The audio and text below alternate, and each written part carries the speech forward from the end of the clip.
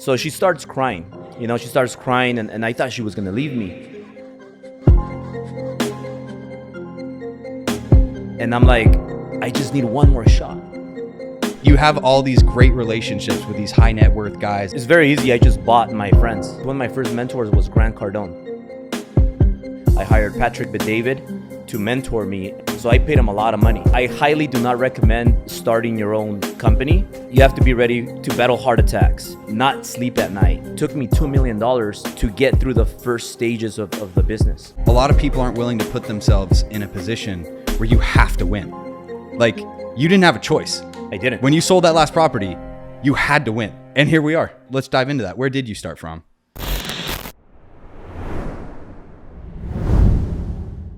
Welcome back to the Shane Holmes podcast. Today we have the legend Albert. Albert's been doing this for 2 decades. He has one of the biggest personal brands in the real estate space. Thank you so much for coming on, brother. Hey, thank you for having me. I've been dying to ask you this. Yeah. So you have all these great relationships with these high net worth guys that are big public figures. How did you build that? Because I know that you didn't have any leg up when you started. How did you build these relationships with all these guys? Well, it's very easy. I just bought my friends. I bought my friends. Like literally, I bought my friends and it works, but not a lot of people want to do it. Yeah. People want to be cheap and they want to ask before they give. Yeah. So for me, like I just started buying relationships by starting my events, paying them to be on my podcast, paying them for their coaching, getting the best tickets. One of my first mentors was Cardone. So I paid him a lot of money, but I've invested over $7 million into self-improvement and things like that, relationships and all that. But that's how I did it. Yeah. Yeah. That's sick. And that's a really good note for even me to digest right now. Like I saw a reel of yours the other day that you sold like 3 of your houses or something. 18 of them. He sold 18 of his houses to fund his personal brand and his growth and his relationships. Yeah. And I think that's a note that everybody can take is like, go all in on your personal brand. Yeah. I mean, here's a living example. We've got $1 million Ferrari behind us. And, Yeah. and it all came from just going all in. Yeah. That's sick, man. Yeah. So the reason why that happened, it's very important for people to understand that is that I started a mortgage company, right? Because somebody saw something in me that I didn't see in myself. And this rep, Gina Carr, she used to work for First Guarantee, a lender. And she told me, hey, Albert, how come you don't start your brokerage? And you're very entrepreneur-like. You could start your brokerage. And I said, well, why not? So I started the brokerage and I thought it was going to be easy. I thought I was going to buy freedom or get freedom, but I bought myself another job. Yeah, 100%. Like I highly do not recommend starting your own company or brokerage or whatever, because you have to be ready to battle heart attacks, not sleep at night, having suicidal thoughts, wanting to not wake up and quit every single day. It takes a lot for somebody to build a company. Now, if you want to build a mom and pop, good for you, but you're just going to be working more and making less. Yeah. But if you want to build a big company that one day you could sell for $1 billion or more, then it's going to take a lot of work. So that's what happened with me. I started the company and it didn't work out. My comp plans were messed up. I was making mistake after mistake. And then I was just running out of money. So then what I did is for the next 5 years when I started, I just kept unloading the property. So selling one property, selling another one every quarter to pull out $200,000, $100,000, whatever the equity of the house was, to pay and to fund payroll, to fund the expenses and all that. Because I was negative every month. Every month I was negative. But, finally it worked out, but not after I sold all my properties. And the money that I got from selling all of them was a total of $2 million. So it took me $2 million to get through the first stages of the business. And then did that snowball pretty quickly into then having the cash flow to go out and buy more properties, or what was that process like? No, I sold all of them. And from that day that I sold the last one, I remember like yesterday, I'm at the Fontainebleau in Miami. So I'm there and this is 2018 and I'm down to my last property. And I'm like, man, this is the end. Like, I have everything maxed out. I maxed out my credit cards. I maxed out my wife's credit cards. Everything is maxed out. I don't have any more money in the bank. The only thing I can do is sell that last property. So, I told my wife, hey, you know what? We got to sell this property because I have a great investment right here. This is like, what I make so much money and I have this great idea, but she knew that I needed the money. Yeah. So she starts crying, and I thought she was going to leave me. And I'm like, I just need one more shot. And so we sold that property. And then from there on, we never looked back. Obviously, business has the good, the bad, and the ugly. So till today, we still have a lot of challenges. But since that day that I sold that last property, everything just started working out. I love it because a lot of people aren't willing to put themselves in a position where you have to win. Like, you didn't have a choice. I didn't. When you sold that last property, you had to win. Yeah. And here we are. Yeah. That's awesome, bro. I love hearing those stories. Everyone loves hearing those stories of like, okay, you started from just, actually, let's dive into that. Where did you start from? Well, when I was 19, I was dating this girl. She was Colombian Mexican. Mm-hmm. And her brother had a mortgage company.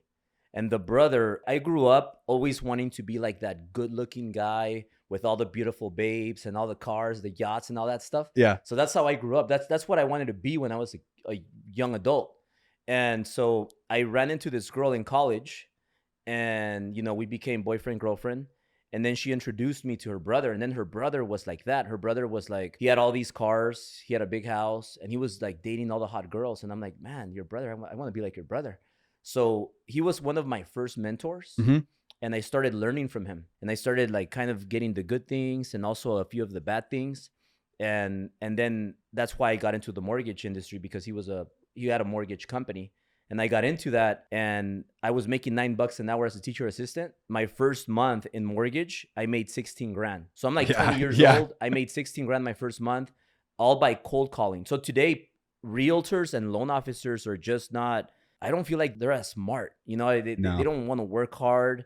They're entitled. They're lazy. They want to do everything like the easy way. They want to work 4 hours a week and make money. Mm-hmm. But when I started 20 years ago, they just threw me a farm package and they said, hey, make some calls and get some loans. Yeah. So that's how I did it. I started calling people and they gave me some scripts. The scripts didn't work. I threw them away and I just did my own scripts. Just started calling people cold. And that's how I got my first 4 deals that I closed my first month, made 16 grand, quit the teacher assistant job. And that was my start in the mortgage industry. Yeah, that's gangster. I remember, so I started a decade ago. Yeah. And I started out knocking on doors in this neighborhood where I live now. And it was always like a goal of mine to have a house in here. Yeah. And I would literally just go door to door. Hey, I was 20. Yeah. Hey, my name's Shane. Do you have any interest in selling your house? Nope. Door closed. Go to the next one. And really, I haven't encountered a lot of people that are willing to call expireds, cold call, door knock. And that's like the common theme that I find around all the successful people that made it in the real estate industry and were able to scale businesses, is that they did what you did. Yeah. They were willing to do the cold calls and eat shit for however many years before it really took off. Yeah. So yeah, that's awesome, bro. And then from that level, you started a really successful mortgage company. And now obviously you're moving into different verticals. What was that next step for you after you found some success in mortgage? Well, when I started the mortgage company, I didn't know business that well. So my idea was I'm going to give people a high split. I'm going to charge a broker fee. Yeah. And let the LO keep the rest of the money, the loan officer. So for example, they made 10,000, I would keep 650 and they would keep the difference. It's a horrible business model because there's no money left. Yeah. You're negative. That's why I was negative. Yeah. So then I said, okay, well, you know what? I'm going to start getting new loan officers and I'm going to put them on splits. But the new loan officers needed a lot of work. So then I was finding myself being the trainer, the CEO, the manager, everything. And then I said, well, you know what? I have another great idea. I'm going to start a real estate company. So I started Ambiance Realty. Yep. And I figured I'm going to give the agents 100% commission just so that I get the mortgages. So that's what I did. Another mistake. So I just had everything wrong and I was just winging it.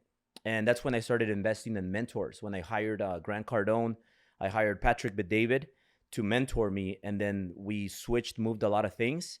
And then became Driven. And when we started Driven, that started creating I started working on my personal brand to boost other companies and started recruiting a lot of people. But Driven, my personal brand, is really what got me here. Without personal brand, I wouldn't be here. Yeah, that's such a great story, bro. So your advice to anybody is go all in on your personal brand. Is 100%, that what you'd say? 100%. I'm kind of having a hard time with that transition because for a decade, all of my income has been from selling real estate. Yeah. And like, luckily I've put my head down. I've worked really hard and I've scaled a good business. Yeah. But I'm kind of finding that like ceiling.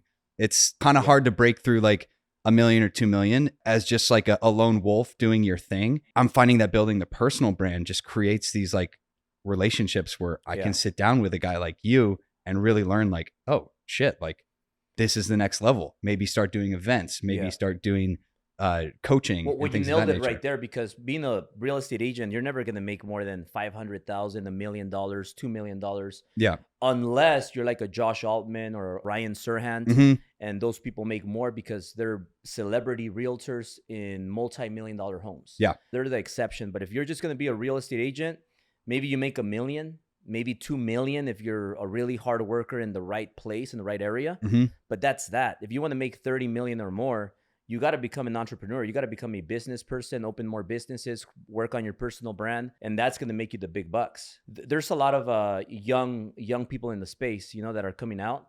Like, for example, the Ryan Pineda. Ryan Pineda? Yeah. I flew out to Vegas. He not too long ago. started his personal brand, allowed him to make more money doing a lot of different things. So one of my best friends, Brad Lea, he's now making a lot of money with a lot of different businesses because of his personal brand.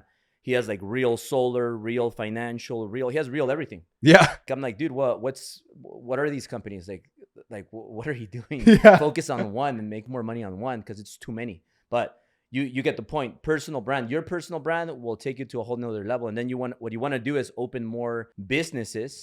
And you definitely do want to start your own event. That's life-changing. Really? Yeah. Okay. See, even just like this one conversation, I'm learning like, okay, Tyler, get ready. We're doing events. It's a no-brainer. It's a lot of work though. Yeah. Yeah. Yeah. Well, I mean, what isn't? Like knocking on doors every day is kind of is bad enough. So like, this is more fun than knocking doors. This is way more fun. Yeah. And one thing that Ryan said to me when I interviewed him that like really forced me to hire my full-time media guy and just like hit it is that, okay, you go out, you door knock, even if you have 3 guys on your team door knocking, you're having 6 hours of conversations. Right. You sit in front of a camera and your watch time is like 20 hours on some videos. And that really turned my brain over, the brand and event side apart, to just going, wow, I can really compound my time sitting here. Yeah. What are some other things that you do to compound your time? I do lives. So every morning, my non-negotiable is going live for 1 hour. So a lot of people like have asked me about it and they want to do it, including people like, Wes Watson? I don't. So Wes Watson, he has a big personal brand. He's in Miami and he sells coaching. So I told him like, hey, you should go live. So he started doing a few lives, but he needs to do more lives because he'll make way more money. So just so you guys know, and the viewers, every time I go live for 1 hour, I make at least 10 grand. Really? So 10 grand in 1 hour. Way more effective than door knocking, way more effective than open houses, way more effective than cold calling. And why? Because I build my following, right? So I'm always getting new followers to get new people so that I never run out of people, because I'm always selling them something when I'm doing the lives. Got it. So your social media, you want to grow it by creating viral content. Right now I have 2 videos that are going on viral right now. One has like 2 million views about my daughter going to school 7 times a week. It's controversial. Then I have another one where I'm telling people that this one has like 1 million views, I think. And this one, so I'm telling people, hey, the best billionaire advice that I've ever gotten was to not spend time with people that are not giving you value. Yeah. So those 2 are going viral. And then they got me like 30,000 followers in the last 30 days. Wow. Yeah. And these are real new people that when I go live, I pitch them, I sell them, and I sell 10 grand minimum every hour. So when you go live for that 1 hour, you have your pitch or your product kind of prepackaged in your mind, ready to go. Yeah. What are you usually selling during that hour? So you have to have a bunch of products. My expensive product is the one in the middle is $5,000. So it's a $5,000 5K mastermind. I call it 5K mastermind. So every month, I do it twice a month. I have 10 people that pay $5 grand each. And they go to my office, my headquarters, and we have a business mastermind where I teach them all the fundamentals and higher level business stuff so that they can apply it with their businesses. So I get a lot of small business owners that come and I sell those when I do my live. And when they don't want to buy that or they can't afford it, then I sell them my coaching, $2,000 for a year, $1,300 for 6 months. And they buy that. That's just 1 hour Zoom call every single week. And it works for me because I do it at the same time every week on Thursday. So I did that earlier today. And these people, they just get a 1 hour Zoom call. That's it. Yeah. So these people, I upsell them to the 5K mastermind. But from the 5K mastermind, I upsell them to the inner circle, which is my $30,000 mastermind. And then from there on, now I'm starting to raise capital. So I'm raising capital for my businesses to grow them to $1 billion. So that's my next goal, $1 billion, but I'm raising capital to grow those companies. And then the people that can't afford anything, then they have my virtual $67 a month driven academy where they could go watch their bunch of videos, recorded videos. Yeah, that's awesome. So you're using your existing infrastructure to basically create the revenue to then build out the other companies to get to $1 billion. Right. What happens also is that every time I go live, I get a refinance, I get a listing, I get a sale. A 1 hour live is just so good. Yeah. So good. And then what I do is when I go live, I put like mention you on a live. So people think that I'm mentioning them and I'm not really mentioning them. So I get a lot of people that are like, hey, you mentioned me. Yeah. And then people started like cussing and like, hey, why the fuck are you doing this? And I'm not even mentioning them. I'm like, yeah, of course. And then I end up selling them something. You know, like, yeah.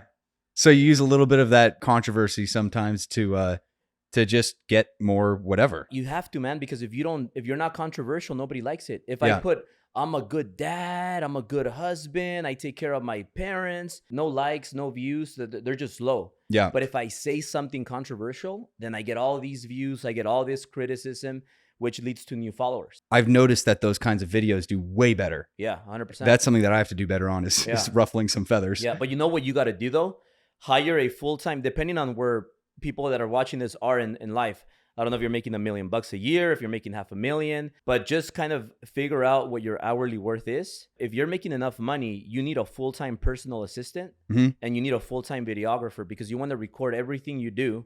And then you want to have your assistant post for you because you don't want to post. You want to do money-making activities. So you want to do things like this. You want to do only high-level activities that are $1 million activities. You want your assistant to post for you 5 times a day.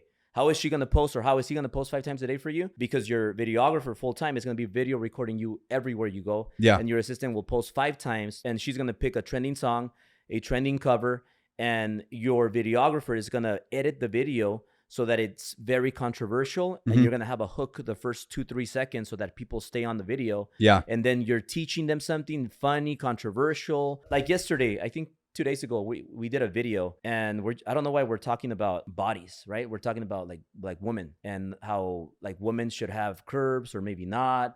And we start talking about like girls should have big asses and big boobs. Yeah. And I'm like, well, it's good to have little boobs as long as you have a big butt and a small waist. Yeah. So we're talking about stupid things like that. And I told my wife, hey, you should get a BBL. And so we post a video, but they clip it where they move things to the beginning and they move things to the middle so that it looks really controversial. I look like a villain. Yeah. So it goes viral and everybody's criticizing me. You shouldn't say that. Your wife is perfect, blah, blah, blah, blah, blah. But it goes viral and I get a lot of followers. So yeah. It works out. But I think there's some truth to that. Like if a woman has like more of an hourglass figure, I think that we're just like naturally predispositioned. She'll make more money. Yeah, we're like naturally predispositioned to be more attracted to that. Yeah. Why is that a bad thing? Yeah. Imagine if me and you, I could tell you work out. You work out, right? You seem like I do. Yeah. Yeah. So like imagine if I didn't work out and I was like Fat Albert. Yeah. I'm like Fat Albert and then I'm like I don't take care of myself. Yeah. My personal brand isn't going to be as good. No way. Like if I come here in a Toyota, what is it? Toyota Accord? I was gonna say Toyota Accord. Toyota Camry. I come in a Toyota. You know how you see how familiar I am with those cars. But if I come in a Honda Civic or Toyota Camry, you're probably not gonna have me park it there. You're probably gonna have your car parked right there. 100%. You probably wouldn't even reach out to me. Yeah, that's so true, dude. It's like if you put crap in your body and you're out of shape, you're not lifting, your mind isn't sharp. People aren't going to want to interact with you. If you can't afford to scale a business and you can't afford cool cars, like no one wants to affiliate with that. 100%. So like people might get mad at that. Yeah. But like, what are you doing, bro? Like if it hurts, just fix it. Start working out. Start eating the right shit. Like let's go. For example, I taught a lot of realtors and loan officers that are part of my companies and other people too outside. And I taught him, hey, look, you can also do this. You can build your personal brand. You get a Ferrari, get a Bentley, get a Rolls Royce, get a Lambo, and use it to make money. You know, use it. I always say, like, I use my Ferrari like a prostitute. Yeah, you said you used to whore that thing out, bro. 100%. Yeah, the Ferrari has made me so much money. Yeah. Seriously, like it works so good that I got a second prostitute. I got a second Ferrari. Yeah. My point is that I coached some of my people. Some of them are not here anymore. They left because they thought the grass was greener on the other side. And they're not doing too good. They're doing worse, way worse. Yeah. So they Some of them, they let go of their cars because times got tougher, because rates went up. Yeah. There's less inventory, so they're struggling. Quitter mentality is, I'm going to let go of my Ferrari because I'm going to save $4,000 a month or whatever the Yeah, payment it's a is. loser mindset. But if you use it, like if you get on podcast, if you're promoting yourself, showing off the car and telling people, hey, look, I'm successful. Even if you're barely getting by, you're going to get attention. You're going to get recruits. You're going to get clients. You're going to create relationships, and it's going to work. But worst thing you could do is just quit. Oh, I'm going to let go of my cars and I'm going to cut expenses. Like, you should never cut expenses. You should figure out a way to make more money to get 100%, more attention. 100%. And it's like that exponential growth curve that I was talking about with Ricky the other day. Like, when you're just about to let go of whatever, if you're about to quit, like, you're only supposed to have, it's natural to have 20% of your goal done when by the time you're halfway there. Like, it's always on that other side when you push through all the shit that you're able to scale. And people just don't see that. And it just drives me crazy because there's so many people that could be there that just get soft and they're not willing to go through the stressful times to be there. But that's why there's the one percenters. Yeah. Like you're a one percenter. I could tell you have a Ferrari over there. You got the F8. You got the F8 Ferrari. Yeah. So like you're taking risks. I'm sure maybe it was a little bit scary when you got it, or maybe you thought about it. I don't know how you felt, but when you got that Ferrari, were you a little bit kind of shy about getting it, or were you like, I'm going to go get it? I've been through the ring a few times now. Like, I've had 5 or 6 supercars. So it's kind of like, I'm kind of used to the expense. But when I first took it on, dude, I sold my first Lamborghini because I literally ran out of money.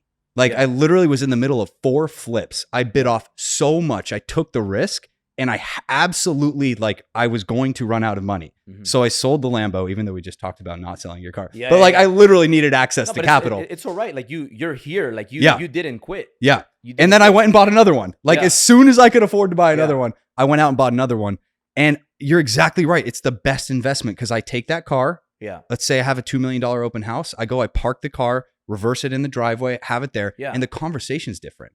Absolutely, it's like, oh, do you take on clients like us? Yeah. I'm like, of course I take on clients like you. Whereas before, it's like, you're chasing them around the open house, like, oh, man, how can I get this guy's business? Yeah. And it just flips the script. Yeah. It's like a complete hack that people overlook. Because of my first Ferrari, almost 10 years ago that I got it, I landed Patrick Bet-David. Yeah. So that's literally how you got him? Yes. So Grant Cardone, he was my first mentor. He had a seminar in Cancun, and he had 35 people. He says 80, but it wasn't 80. It was 35. I was there. Yeah. And I was the best student from those 35. I was there. We spent a lot of time together. I got very close to Elena Cardone because most people were going after Grant. I'm going to get Grant's attention. I was smart enough to say, you know what? Everybody's like piling up on Grant. I'm not going to go to Grant. I'm going to go to Elena because she's the person that Grant sleeps with every night. So if I make her my friend, she's going to be talking about me to Grant. Yeah. And then Grant's going to fall in love with me. So I did that. I used that strategy and it worked. Then when I got back, I got the 10X, the build your army and the go all in and not be scared mentality from Grant. But then I had a business. So I'm like, I'm not a speaker. I'm not a motivational guy. I'm a business guy. So I have a mortgage company and a real estate company. I need somebody that has a company, a business. I need somebody that's younger, similar type of business. So that's when I saw Patrick and I said, well, Patrick has an agency, an insurance agency. It's highly regulated like mortgages. And he's also younger. He's about 5 years older than me, closer than Grant, right? Grant's like 66, I think, 65, 66. Is he really? Wow. Yeah. So I said, I'm going to go with Patrick because now I want to learn the business side. So I went with him and I reached out to him via DMs. Actually, I'm going to be with Patrick this Monday. That's awesome. In Miami. Yeah. So I reached out to him via DM and I said, hey, Patrick, I have a 458 Italia like you, and I'm a young millionaire like you. Yeah. Where do you take your car to the racetrack? We should go together and mastermind something stupid like that. Yeah. And we're both local because I thought he was in Glendale, but he had just moved to Dallas. He DM'd me back. Hey, great choice of car. I just moved to Dallas. So I wait a week, but obviously he's looking at my profile page and I have the Ferrari all over it. Yeah. So that when I say I'm a millionaire and you have a Ferrari, you're kind of like, oh, it's believable. He is a millionaire. Yeah. But if you say you're a millionaire, you have a Honda, people are going to be like, I don't know if he's a millionaire, right? Because maybe you are, but a Honda's not going to support it. Yeah. So then a week passes and I reach out to Patrick again. And I say, hey, Patrick, I'm in Dallas right now for the weekend.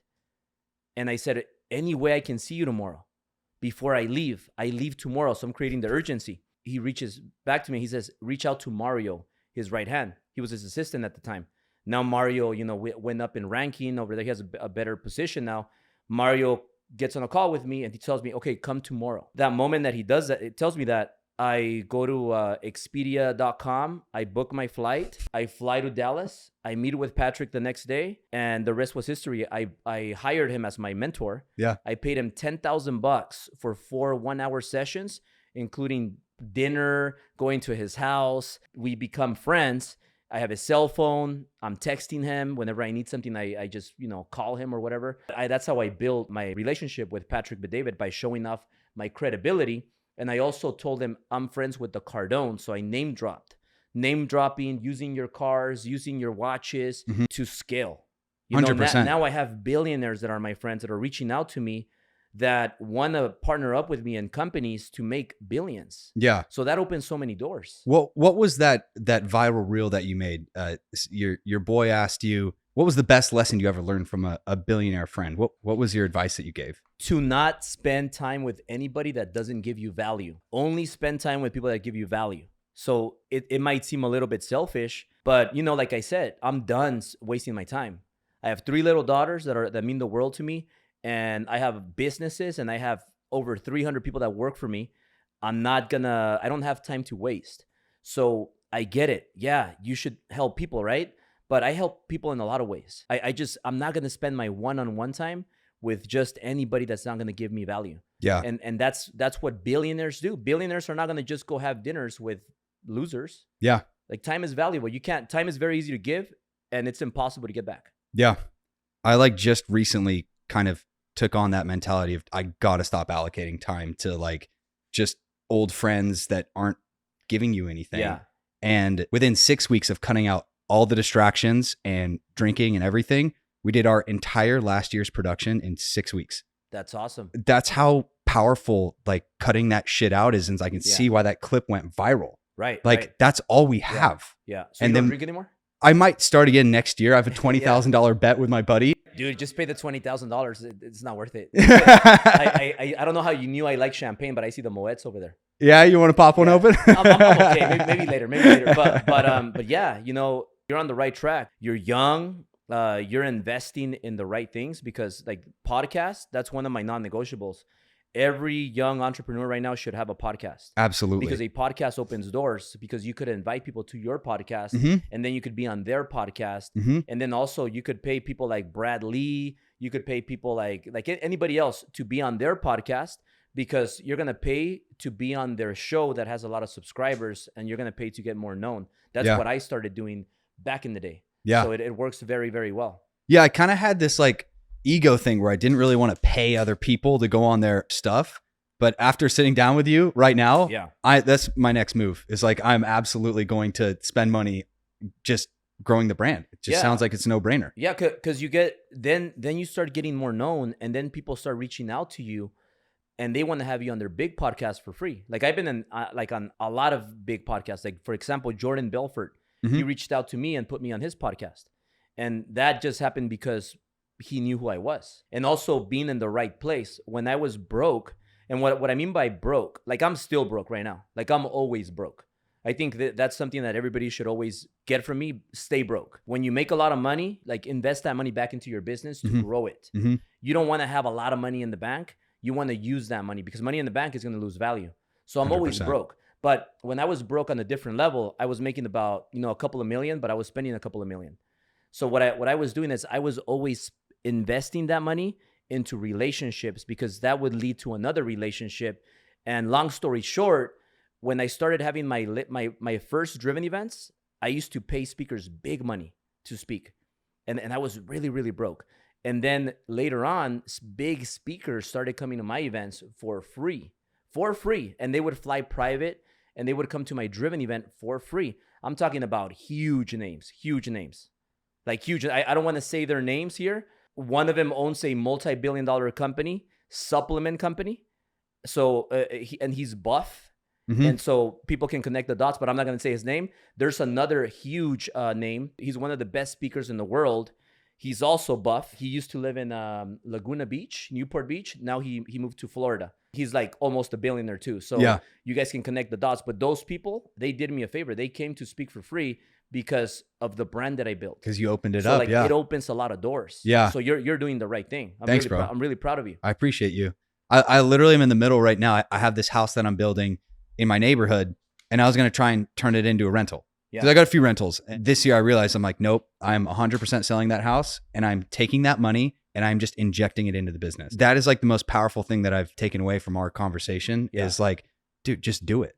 Yeah. Like you can always make more money later, build your brand and let it come through on the back end. You know what I recommend you to do? I mean, it's just my advice. You're a broker.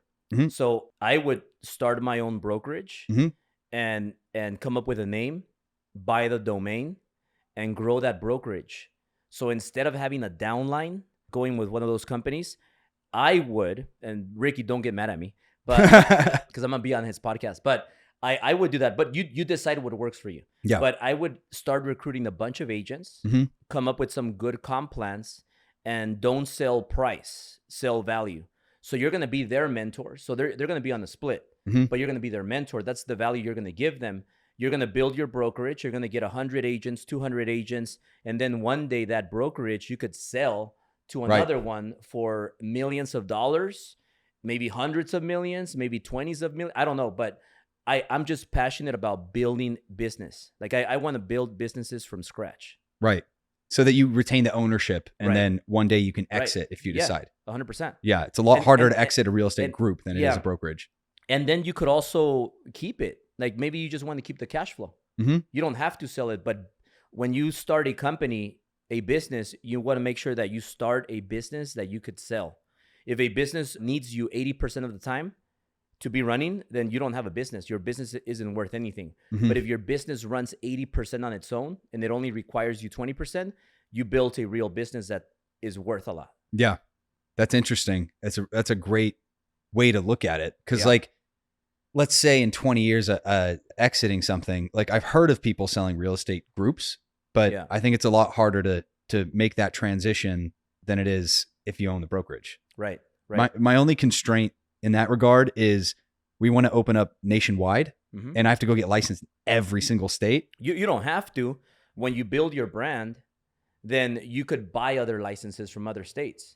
So there's a lot of non-producing small brokers in other states. You offer them some money and you just buy them out. Interesting. That's what I'm doing. Oh, you are? You're in the process of doing that right now. So we're buying out mortgage brokers in other states and real estate brokers in other states. And what I'm doing with the Driven event now is we're going nationwide. So we're going to do 13 cities in 13 different states. Those 13 states, we're going to be licensed. So I'm going to go on this, like, it's going to be like a tour. Like the Crusader, bro. Yeah. So I'm going to be in different states every month. Every month, we're going to have the Driven event. And we're always going to have 2,000 people. And then I'm going to use the Driven event to recruit loan officers, realtors, to sell products. And it's just going to scale like at big. Yeah, that's awesome, dude. So with your real estate business and your Driven events, does your real estate and mortgage make up much of your revenue, or is it primarily the events that are your primary driver? The last year I did 30 million overall with all the companies. That's fucking amazing, but bro. most of it was with mortgage, real estate, and we opened an escrow company. You did? Yeah. So the coaching and Driven, I really started pounding that and making good money last year. This year, Driven is probably going to make more money than the other companies because it's growing super fast. That's awesome, dude. Yeah, but it's a combination.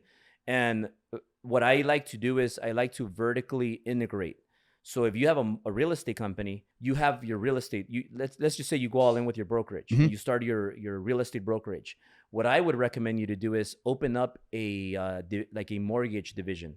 That way you do the mortgages as well. open up an escrow company so that you keep the money for escrow too. Right. And then you're doing your events, and then you just grow it big. And you have your area here where you work.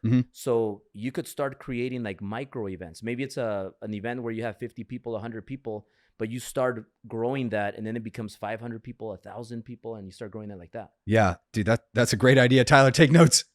Big shout out to Inspired Garage. They're going to be completely transforming this entire half of the garage so we can get rid of all the crap on that side. I'm really excited. Super high quality. Thank you guys so much.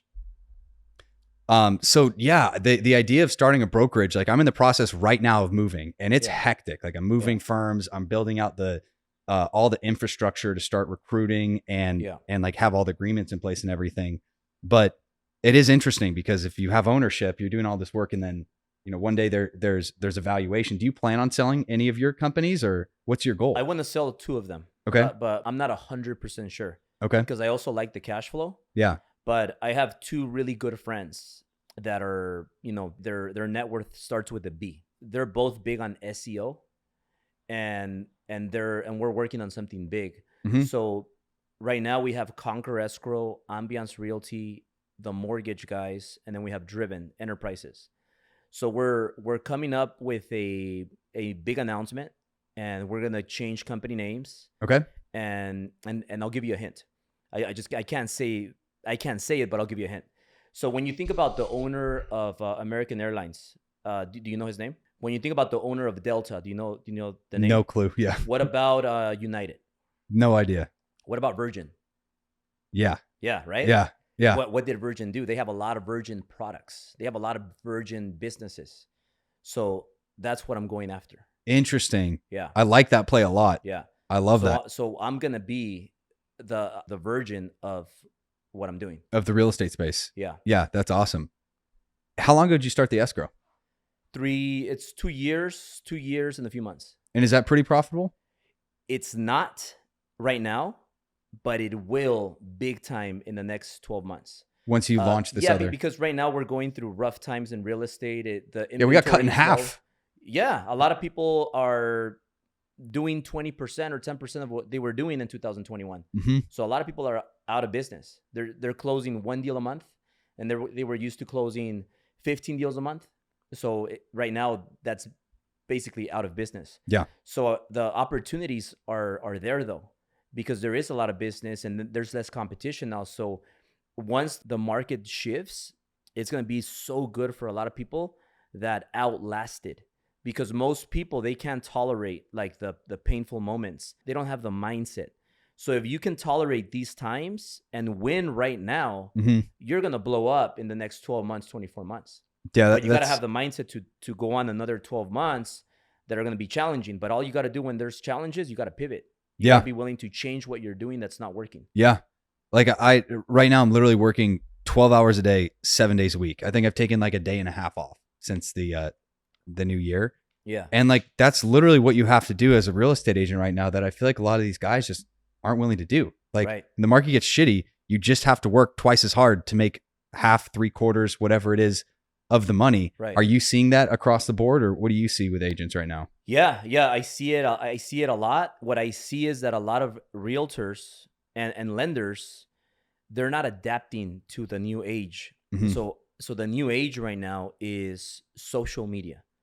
100%. So if you're not using social media, if you don't have a CRM, because a CRM is just as good as the data in it, right? If you don't have any clients, a CRM is good for nothing. So what you do with your CRM is you use your social media platforms to get a lot of data. So you're going to extract the data from your social media. Check this out. When I go live on 7 platforms. Oh, wow. So I have a tripod. I go like, I have intention when I do a live. When I do a live, I'm going to make 10 G's no matter what.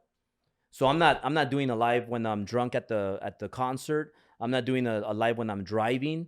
I'm not doing a live when I'm putting my makeup on. Like, I don't put makeup on, but there's a lot of girls that they do a live. Get ready with me. While they're getting ready. I'm like, dude, if you get a client that wants to pay you $5,000 or whatever for a coaching, you're going to miss it because you're going to be putting your makeup on. If you're driving, you're going to miss it. If you're drunk at a concert, you're going to miss it. So what's the whole point? Go enjoy the concert. get more drunk, get another drink, Yeah. or focus on putting your makeup on the right way. I love right? that, bro. But when I do a live, I'm like, okay, I get my tripod and I'm gonna put in my Instagram, my TikTok, my Facebook, my YouTube, my driven Instagram. I even put my wife's Instagram. I go live on 7 different platforms, and I'm looking at every platform, and I'm just pitching, and getting deals. And then I have my laptop open Mhm. on the side with all the inboxes open. So I have my inbox for TikTok, inbox for Instagram, inbox for Facebook, because I'm telling them, hey, if you're interested, send me a DM. Send me a DM 5K mastermind. Send me a DM mastermind. Send me a DM. And then what I tell them is, hey, DM me your cell phone and email, because I want to get their email and cell phone. That's all I need. Yeah. And then that's connected to my Go High Level CRM, and all the data gets in there. And then what I start doing is I run ads to collect data. So I'll run an ad. Hey, I'm going to give you a free webinar. So this free webinar, if you want to join, it's going to be on building your personal brand, just like I did it. Sign up here. So I'm collecting their email, their cell phone, and I'm going even farther. And I'm asking them, what industry, what is your top line revenue like? Because I want to know those other things. And I also want to know if they have a house, if they own a house, because now I know, okay, this person makes 500,000. This person has a house. Now I can get like 3 deals from it. Yeah. And that's expensive data that will cost you a lot. Very expensive. But I'm getting it literally for free just by being on the lives. Yeah. And I'm on all platforms. So I get so much business from that. Yeah. I highly recommend you go live like once a day. You're going to see me live once a day from now on. That's Yeah. sick, dude. Do you have like an automated software where like someone comments and then they go into high level, or do you like yourself go in there and ask these questions? I employ a lot of people that help me with that. Got it. So they're on it. That's awesome. Yeah. I watched this clip from Gary Vee the other day that really stood out to me. He was talking about how most people just starve their businesses. Yeah. Like they'll make a check and then they'll just like, spend it on whatever. And that really helped me watching that, because growing these businesses takes capital. Mhm. Like you got to go buy the relationships like you talked about, or, Yeah, or, yeah. or buy a car for marketing, or just ad spend, whatever. Yeah. And how many realtors do we know that get a check for 20 grand and they buy Louis V and all that dumb crap? A lot of them. Well, Yeah. The average realtor makes what, like 60 grand, 50 grand? Yeah. Yeah. And then it just all gets spent. And the biggest mover of the needle is, let's go all in on either an advertising campaign to generate more revenue so Yeah. you can rinse and repeat, or build a personal brand. And like, nobody's doing it. Guys, if you're watching this, please invest in yourself. Stop wasting your commissions so you can grow it out, Yeah. right? Yeah. So I would invest. Like sometimes people ask me, hey, I have 100,000. What should I do? I'm like, bro, you're broke. You don't have anything. 100 grand is like 100 grand. You can't do nothing. Yeah. Spend it all in self-improvement. Yeah. Like just spend it on you, whether it's personal brand, whether it's going to a seminar, whether it's just spend it on getting better. Mm-hmm. Because right now, if you're not known, it doesn't matter how experienced you are. It doesn't matter how good you are. You could be the best at what you do. You could be experienced. You're going to go out of business. And there's a lot of realtors that are doing that are still old school, and they don't want to adapt. I'm not saying don't door knock. I'm not saying don't cold call. I'm not saying don't do open houses. I'm saying do that, but also do social media. Also go on a live. Also post 5 times a day. Also go to events, create your own event, be on podcasts. Mm-hmm. Because there's one thing of having your own podcast, but there's also a lot more if you're in others podcasts, because now you're going to get seen by a new audience. Yeah. So that's the best. When you start getting on big podcasts, like I'm going to be with PVD podcast. That's a big podcast. That's gangster, dude. What's the best way to get onto other people's podcasts? Well, if you want to get into a big one and you're not that known, then you have to pay. Yeah. You have to pay to play. But if you build your personal brand, you just reach out, DMs, hey, let's shoot a podcast, and they'll say yes. But when you're not that known, then you just have to pay to be on it. Yeah. So the repeating thing that keeps standing out to me is get big. Right. Because then once you're big enough, all those doors start opening up. Yeah. So listen to this. So Grant Cardone, I was his best mentee. I'm his best mentee ever. Like if you ask him, he'll give you like a smirk. Yeah. For sure. But he knows that. So Grant, after the first 10X in Cancun, we came back and he did a bigger one in the Diplomat in Hollywood in Florida. and he had 2,000 people. That was his first big event. That was the next year. So I went there and I told Grant, I want to speak on stage. I want to speak on stage because I always wanted to speak on stage with all the $1 million speakers. Mm-hmm. And he said, nah, man, you got to make $1 million. And I said, okay.